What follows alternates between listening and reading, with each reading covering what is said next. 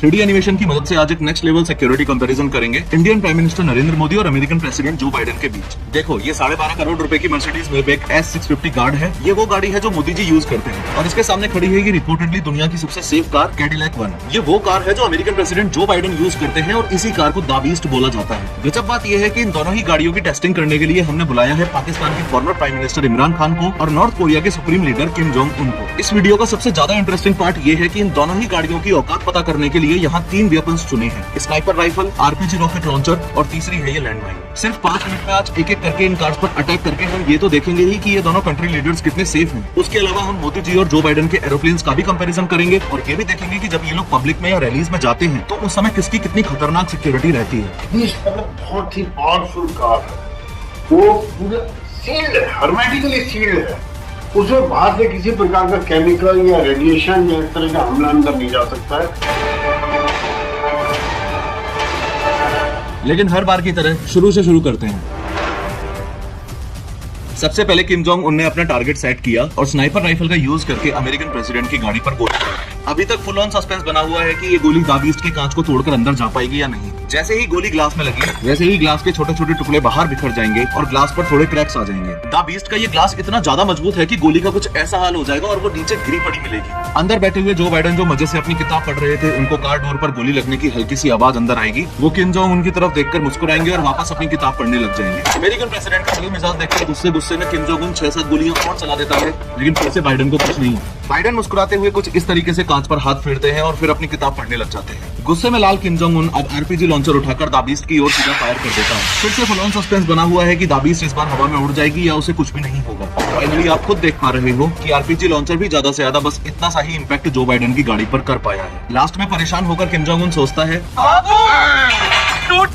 और गुस्से में बॉर्डर मूवी का सुनील शेट्टी बनके एंटी टैंक माइन लेकर बाइडेन के रास्ते में लगाने के लिए चल देता है। किम जोंग उनकी तरफ से लैंडमाइन एकदम रेडी है और सामने से द बीस्ट आ रही है। जैसे ही द बीस्ट का टायर एंटी टैंक माइन पर चढ़ा वैसे ही माइन तो ब्लास्ट हो जाएगी, लेकिन चौंकाने वाली बात यह है कि द बीस्ट पर फिर से ना के बराबर ही असर होगा। ध्यान से देखो कि गाड़ी पर बस हल्का सा बम्प इम्पैक्ट हुआ है, बाकी सब कुछ वैसा का वैसा ही है। अब 2 मिनट के लिए किम जोंग उनको साइड करके बस ये समझ लो कि इतने खतरनाक हमले होने के बाद भी इस गाड़ी में बैठे कंट्री लीडर्स को इसलिए कुछ नहीं हुआ क्योंकि ये 8 इंच मोटा शेल इस पूरी गाड़ी को बुलेट प्रूफ बनाकर रखता है। अगर इस द बीस्ट का एक डोर अलग करके दिखाऊं तो इन 8 इंच से भी ज्यादा थिक डोर्स में इंस्टॉल्ड है ये आर्मर्ड प्लेट्स। ये plates dual hardness steel, aluminium, titanium और सिरेमिक जैसे मटेरियल से बनी है जो रॉकेट लॉन्चर्स तक से भी इस गाड़ी को बचा के रखती है। एडिशनली एंटी टैंक माइन से बचने के लिए इस गाड़ी के नीचे ऐसी बॉम्ब प्रोटेक्शन स्टील प्लेट भी होती है, चाहे लैंड माइंस का अटैक हो या बायो वेपन से किए गए अटैक्स। ये कार ऑटोमेटिकली सील्ड हो जाती है और कार के बूट में इंस्टॉल्ड इस ऑक्सीजन सिलेंडर से अंदर बैठे लोगों को ऑक्सीजन की सप्लाई होती रहती है। साथ में इस एडवांस फायर फाइटिंग सिस्टम से ब्लास्ट से लगी हुई आग भी ऑटोमेटिकली ही बुझ जाएगी। अमेरिकन प्रेसिडेंट जो बाइडेन की द बीस्ट तो एक्सट्रीमली सेफ कार है, ये हमने देख लिया, लेकिन मोदी जी को लेकर सवाल अभी भी वहीं की वहीं है।